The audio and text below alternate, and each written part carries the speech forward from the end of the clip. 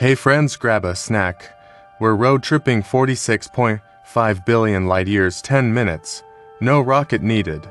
Ever plop down in your backyard at night, stare up at the stars, and go, wait, what even are those? I get it, they look like tiny Christmas lights. But let's hit pause on the mundane for 10 minutes. Okay. That blue planet we call home, it's a speck, a tiny cosmic dust mote. Today, we're taking a slow, deep dive into the universe from your backyard to the edge of what we can see. Let's roll. 1. First stop. The moon, our closest cosmic neighbor. 1 minute. Let's start with the obvious. That bright orb you see most nights, the moon, it's 138,900 miles away, close enough that if you drove a car at 60 miles per hour, you'd get there in 166 days, though I don't recommend it. Here's the big one. It's the only place beyond Earth humans have ever walked. NASA's Apollo missions.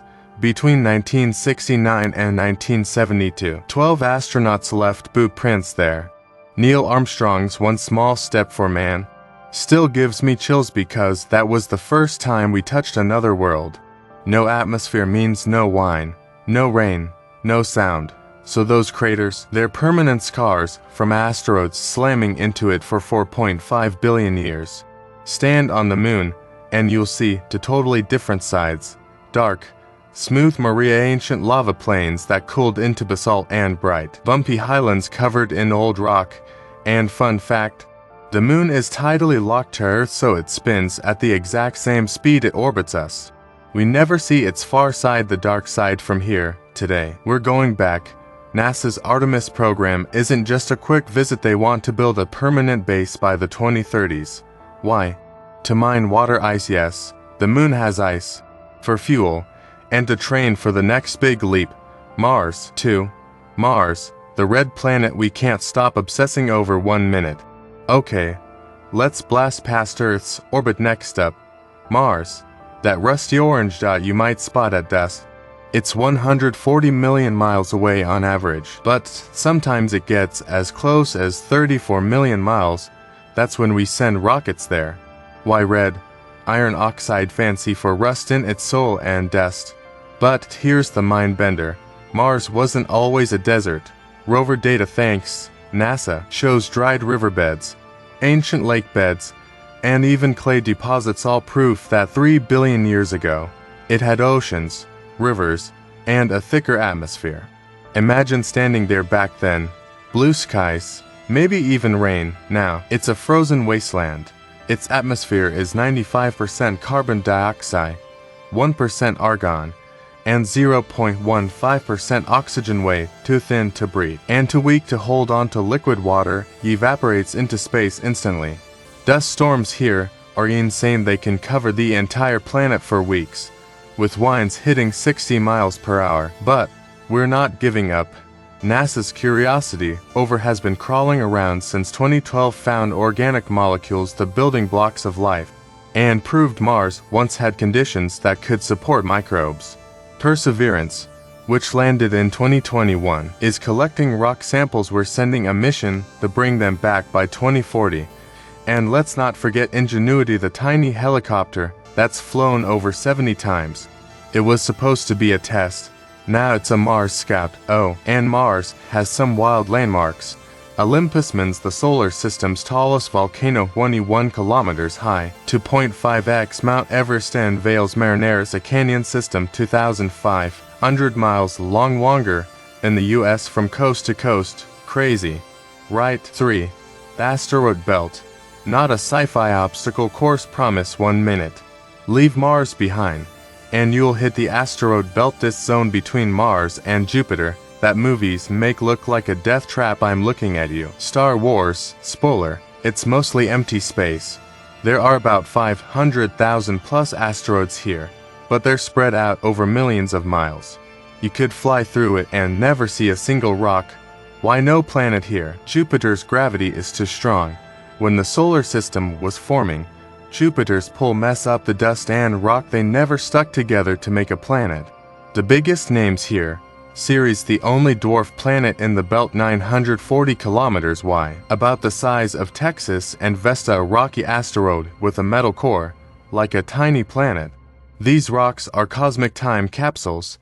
They're made of the same stuff that formed the planets 4.5 billion years ago. We've visited them. NASA's OSIRIS-REx landed on asteroid Bennu in 2020, scraped up to 150 grams of dust, and brought it back to Earth in 2023.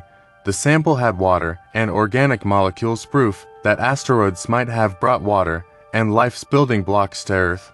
Lucy, another NASA probe, is currently chasing Jupiter's Trojan asteroids, rocks that share Jupiter's orbit, left over from the solar system's birth. 4. Jupiter, the solar system's 800-pound gorilla. 1 minute. Now this is a planet. Jupiter is the biggest in our solar system, so big it could fit 1,321 Earths inside it. It's a gas giant, no solid surface, just layers of hydrogen and helium. Like a failed star, if it were 80x more massive, it would have ignited into a sun. Its most famous feature? The Great Red Spot, a storm bigger than Earth that has been raging for at least 300 years. You've had record since the 17th century. Winds there hit 640 kilometers per hour, faster than any hurricane on Earth, and it's shrinking from 4 Earths wide in the 1800s to 1.5 now.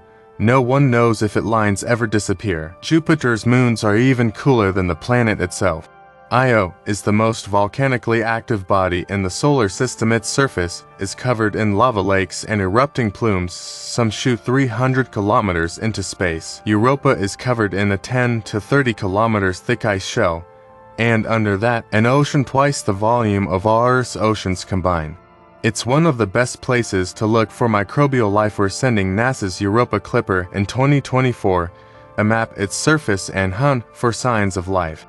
Oh, and Jupiter's magnetic field, it's 20x stronger than Earth's. It traps radiation that would kill a human in minutes. Good thing we send robots there instead. 5. Saturn, the one with the bling, those rings. 1 minute. If Jupiter is the tough guy, Saturn is the elegant one, all thanks to its rings. Let's get one thing straight. The rings aren't solid. They're made of billions of ice and rock fragments, from dust grains to boulders the size of houses. Each piece orbits Saturn like a tiny moon. The rings are divided into bands, the A, B, and C rings, the main ones, with gaps between them. The biggest gap, the Cassini division, 4,800 kilometers wide, named after the astronomer who discovered it in 1675. And here's a fun fact: the rings are young, only 100 to 100 million years old. The solar system is 4.5 billion years old. Scientists think they formed when a moon got too close to Saturn and broke apart, or when a comet crashed into a moon. Saturn itself is weirdly light. Its density, 0.687 grams per cubic centimeter, less than water. If you had a cosmic bathtub big enough, Saturn would float. Its moons are stars too. Titan, the biggest, is larger than Mercury. It has a thick atmosphere, 95% nitrogen, like Earth's, and lakes of liquid methane and ethane on its surface. We sent a probe called Huygens there in 2005. It landed on Titan and sent back photos of its icy landscape. Enceladus, a smaller moon, shoots water vapor geysers from its south pole. Those geysers have organic molecules, too, and my mass. It looks exactly like the Death Star from Star Wars, thanks to a huge crater 130 kilometers wide on its surface. 6. Uranus and Neptune, the frozen far-out twins. 1 minute.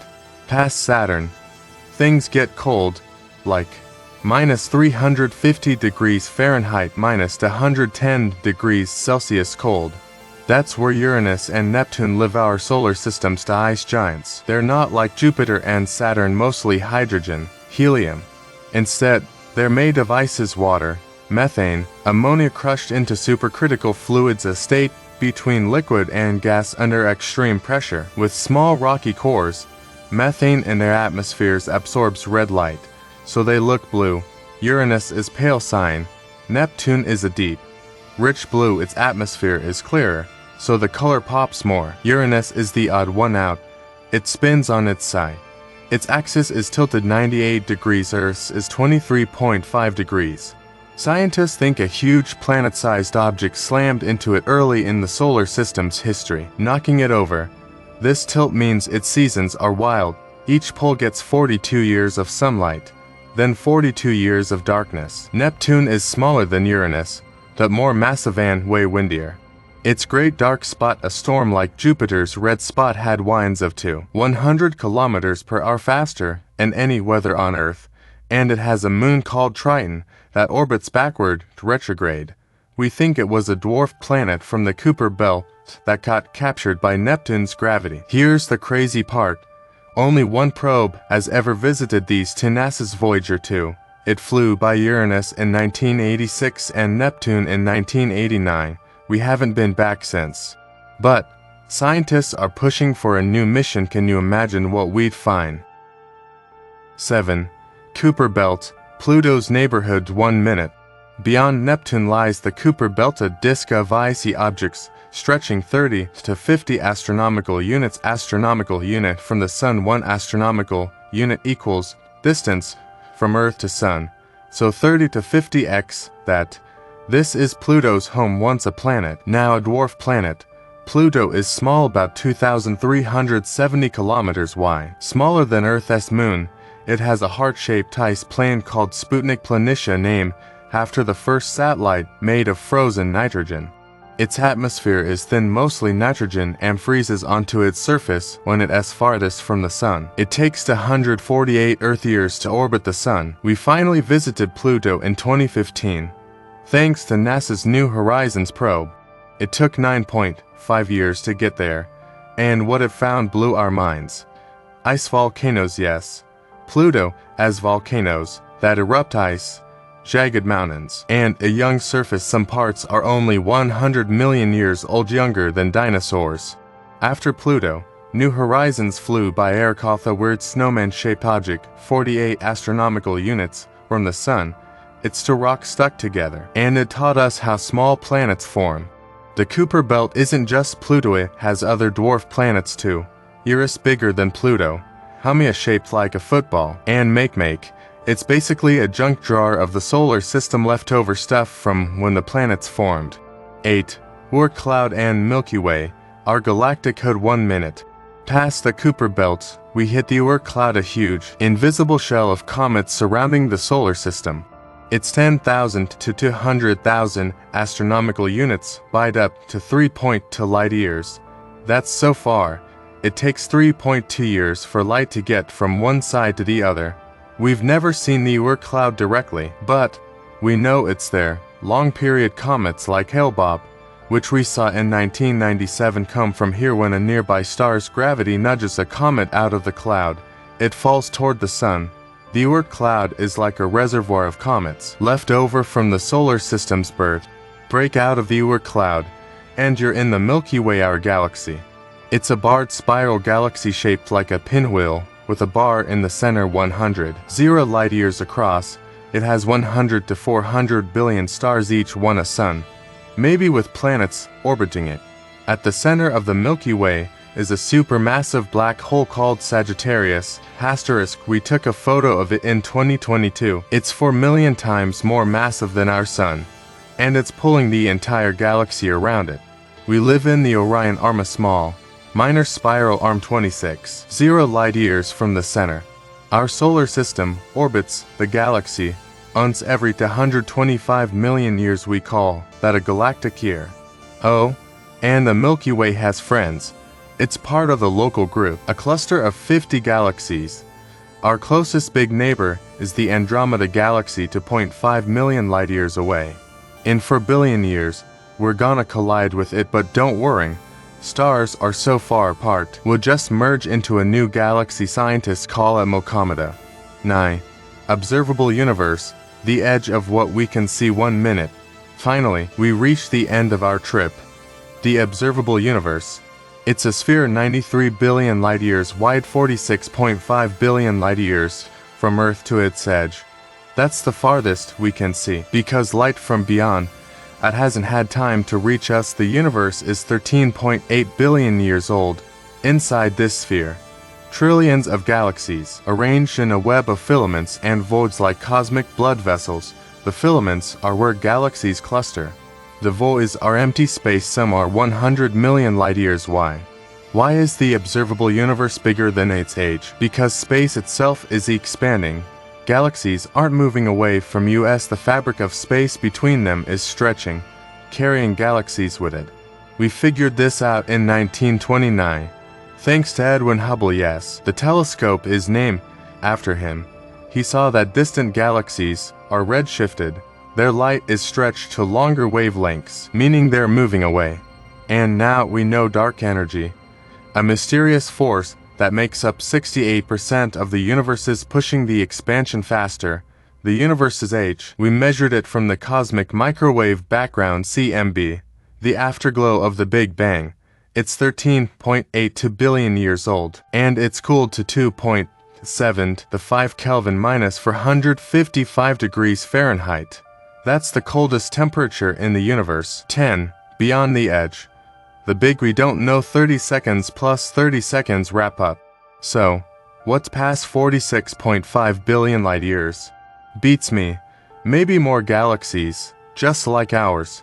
Maybe totally different physics where gravity works differently, or stars don't shine. Maybe parallel universes, where you're watching a different version of this video. We have no idea. Our cosmic horizon is an unbreakable barrier. But, here's the thing. When you think about how huge the universe is, your daily worries get small. That work deadline, the messy garage, the argument with your friend, none of that matters next to 13.8 billion years of time and trillions of light years of space. This isn't about feeling tiny, it's about feeling connected. You're made of stardust, the carbon in your bones, the oxygen in your lungs, the iron in your blood, all of it was forged in the core of a dying star. You're part of this universe. You're a cosmic traveler. So next time you look up at the stars, smile, because you're not just looking at dots, you're looking at your roots, and that's pretty amazing.